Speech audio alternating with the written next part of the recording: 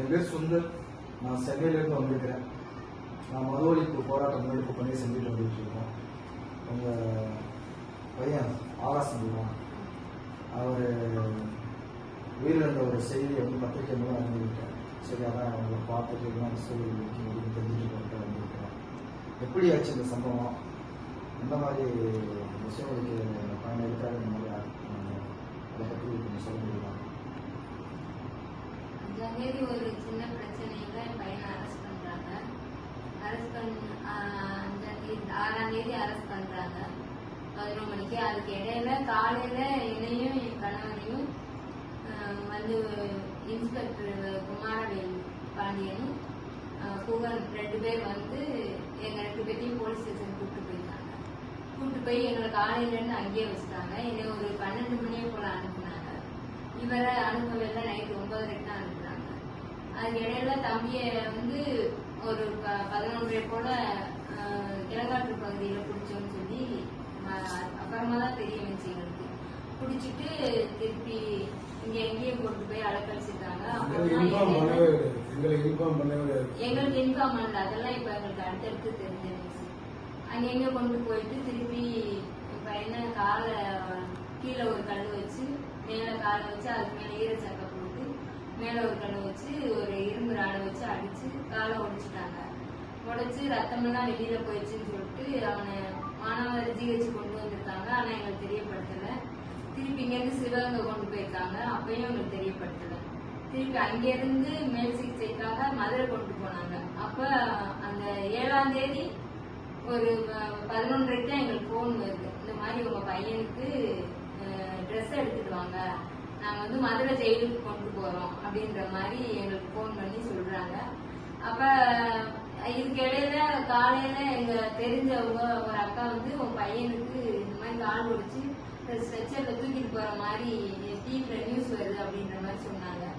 அப்பதான் நான் திருப்பி சிவகங்கையில என் ஃப்ரெண்டு ஒருத்தவங்க இருக்காங்க, அவங்களுக்கு ஹாஸ்பிட்டல் இருக்கவங்களுக்கு போன் பண்ணி கேட்டா அவன் பையன் இங்கதான் இருக்கான், காலில் கெட்டு போட்டு படுத்திருக்கேன்னு சொல்றாங்க. அதுக்கு இடையில நாங்க என்ன பண்றோம், சிவகங்கை கிளம்புறோம்.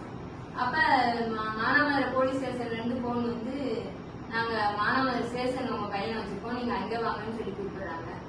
நான் சொல்றேன் சிவகங்கையில வச்சிருக்கிறதாக எங்களுக்கு நியூஸ் தெரிஞ்சு, அதனால நாங்க அங்க போறோம் அப்படின்னு சொன்னதுக்கு அங்கெல்லாம் இல்லை, நீங்க இங்க கொண்டு வாங்க ட்ரெஸ் அப்படின்னு சொல்லவும், அதோட எங்க அண்ணன்ட்ட தான் ட்ரெஸ்ஸை கொடுத்து வரேன், இங்க ஸ்டேஷன் கொண்டு போனா அங்க இல்ல, யாருமே இல்லைன்னு சொல்லிட்டு அண்ணன் திருப்பி வந்தாங்க. திருப்பி இடையில ஒரு போன் வந்து நாங்க மதுரை ஜிஹெச் கொண்டு போறோம் அப்படின்னு சொல்லிட்டு எங்களுக்கு ஒரு போன் வருது. அதுக்கப்புறம் திருப்பி ட்ரெஸ்ஸையும் வாங்கிட்டு நான் மதுரை ஜிஹெச்சுக்கு போயிட்டு அங்கிருந்து நாங்க ஒரு 1:30க்குலாம் போயிட்டோம். ஆனாலும் எங்களை வந்து 5:30க்கு தான் உள்ளே கூப்பிட்டு போறாங்க. அது வரைக்கும் எங்கள்கிட்ட பையனை காமிக்கல. திருப்பி 5:30க்கு போயிட்டு பையன்கிட்ட போய் பாக்குறோம், பேசுறோம். அவனுக்கு எந்த ட்ரீட்மெண்ட் இல்லை, ஸ்ட்ரெச்சர்ல தான் வச்சிருக்காங்க. திருப்பி நாங்க போனதுக்கு அப்புறம் தான் நாங்க போய் பேசும்போது எங்களை பேச விடாம நாங்க பெட்டு மாத்தன்னு சொல்லிட்டு ஒரு மூலையில கொண்டு போய் போட்டாங்க.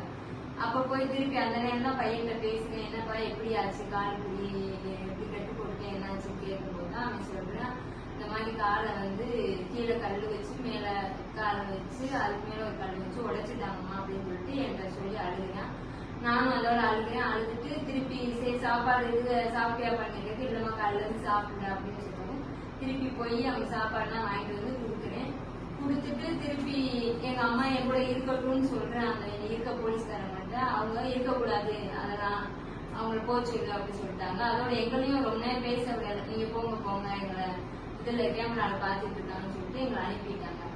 அதோட சரிட்டு நாங்க வந்துடுறோம். வந்துட்டு சரி அப்ப சொல்றேன், அம்மா காலைல வரும்போது எனக்கு போர்வை எடுத்துக்குவாங்க, இன்னைக்கு கொசு ரொம்ப இருக்குன்னு சொல்லிட்டு சரின்னு வந்துட்டோம்.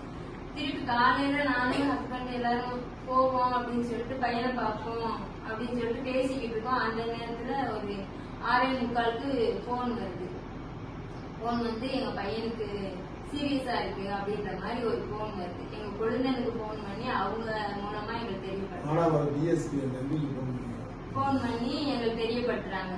அப்ப நான் சொன்னேன் நல்லா தானே இருந்தேன் அப்படின்னு சொல்லிட்டு அங்க இருந்த ஒரு போலீஸ்காரங்க நம்பர் நான் வாங்கிட்டு வந்தேன். நம்பர்கிட்ட போன் பண்ணி கேட்கிறேன், அதெல்லாம் தம்பி நல்லா தான் இருக்கா, நீங்க ஒண்ணும் இல்லை, நீங்க கிளம்பி போங்க, நான் ஒரு 8 மணி போல வர்றேன் அப்படின்னு சொல்லி அவரு சொல்றாரு. அப்ப திருப்பி நாங்க என் குழந்தை எல்லாரும் சொல்லுவாங்க, சரி கிளம்பி போயிட்டு இருக்கும் போது இந்த டிஎஸ்பி ஆபீஸ் அங்க வந்து அவர் எங்களை மறைச்சு வண்டியும் கட்டி இவரையும் அவங்க தம்பியும் கூப்பிட்டு கொஞ்சம் பணம் ஒரு 500 ரூபா கட்டு கொஞ்சம் கொடுக்குறாங்க. இவங்க தம்பிட்ட அவர் வாங்க அவங்க வேணாம் சார் எதுக்கு வேண்டாம் அப்படின்னு சொல்லும்போது அப்ப இவர்கிட்ட கொடுக்குறாரு. இவரும் அதெல்லாம் என்ன சார் என் பையனுக்கு என்னாச்சு ஏன் இப்ப பணம் கொடுக்குறீங்கன்னா இல்ல சும்மா செலவு வச்சுக்கோங்க இல்ல எங்களுக்கு பணம்லாம் வேணும்னு சொல்லிட்டு நாங்க கிளம்பி போயிட்டு இருக்கோம்.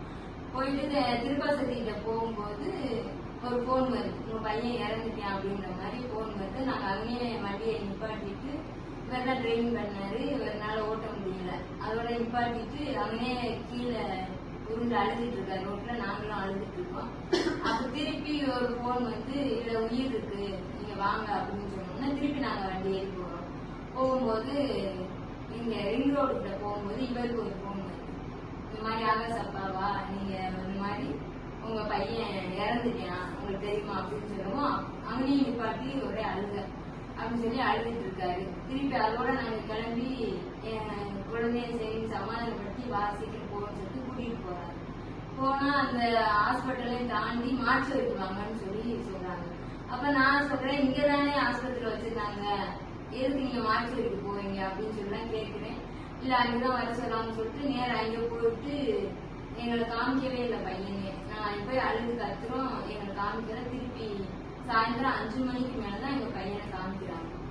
அப்ப 8ஆம் தேதி அவர் போலீஸ் கூட்டிட்டு போது கைது பண்ணி கூட்டிட்டு போனது 6ஆம் தேதி மார்ச் 6ஆம் தேதி போன மாசம் 6ஆம் தேதி கூட்டு போறாங்க. எங்களுக்கு தெரியப்படுத்தல. திருப்பி அந்த 7ஆம் தேதி மதியானத்துக்கு மேலதான் எங்களுக்கு தெரியப்படுத்துறாங்க. நான் போய் 7ஆம் தேதி பாக்குறேன் 8ஆம் தேதி காலையில அதிகாலையிலே இறந்துட்டேன்ற மாதிரி இந்த மாதிரி சொல்றாங்க. எதுக்காக என் பையனை எதுக்காக இப்படி பண்ணாங்க அவன் என்ன செஞ்சான் என்ன தப்பு பண்ண எதுக்காக அவனை இந்த அளவுக்கு கொடூரமா அடிச்சு கொள்ளணும்னு என்ன அப்படி என்ன செய்யுது சார்.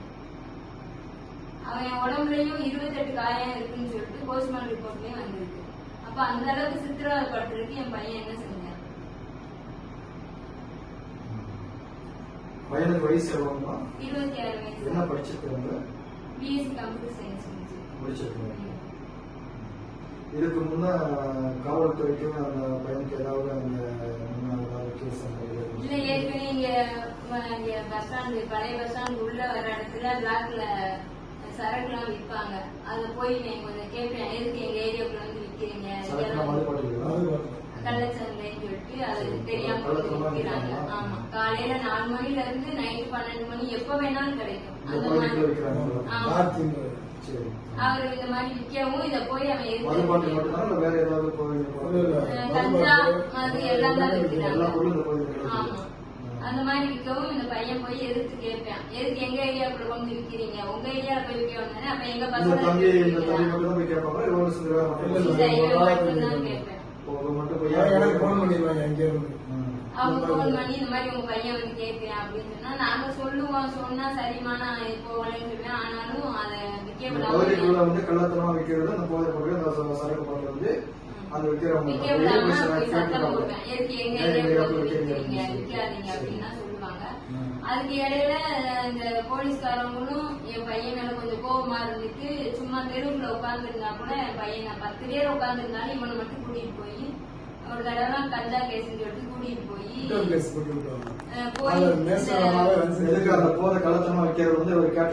கேட்கிறாருன்னு சொல்லிட்டு அப்ப கஞ்சா விற்கிறேன்னு காவல்துறையுடைய ஒத்துழைப்பு ஆதரவோடு தான் காவல்துறையுடைய ஒத்துழைப்பு அப்ப நமக்கு வந்து இந்த பையன் இடையூறா இருக்கான்னு சொல்லி அப்ப எங்கேயாச்சும் எப்பயாச்சும் சிக்கும் போது பண்ணிக்கிறோம் வந்து ஒரு பொய் வழக்கு சோடிச்சு வந்து போயிருக்காங்க. இந்த பையனுமே சொல்லுவீங்க அந்த கார்த்தின்ற மது விற்கிறவனே சொல்லுவீங்க வந்து குண்டாசுல போட்டு விட்டுருங்க அப்படின்னு சொல்லுவீங்க. கள்ளத்தனமா அந்த அம்மா அந்த கஞ்சா வந்து ஒரு பொய் புகார போட்டு கொண்டு போன மாதிரி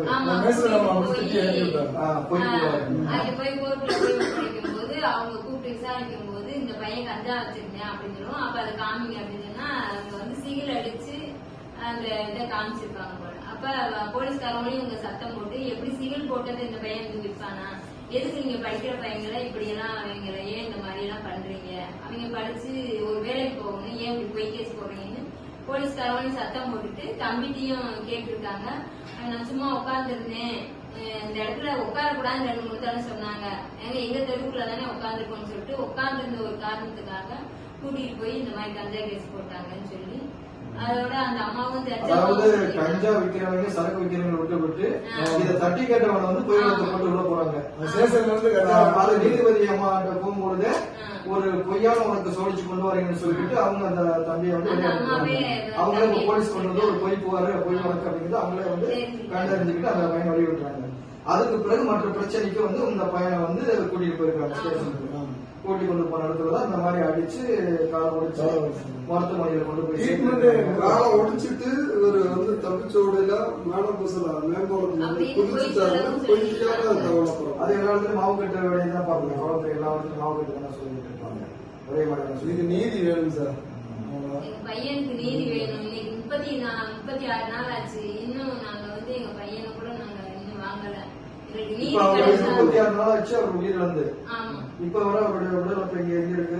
மதுரை ராஜாஜி மருத்துவமனை. குற்றவாளிகளை நீங்க கைது பண்ணலாம். குற்றவாளியை இன்னும் வாங்காம இருக்கீங்க. நீதிமன்றமே அப்படின்னு நிரூபிச்சுட்டாங்க. ஆனாலும் ஆளையும் காட்டிட்டாச்சு. அதாவது இந்த தம்பியை ஆறு கூட்டி கொண்டு போய் அடிச்சு காயப்படுத்தி இந்த உயிரிழப்பு காரணமானாலும் அந்த காவலர்கள் தான் குற்றவாளி அப்படின்னு நீதிமன்றம் சரி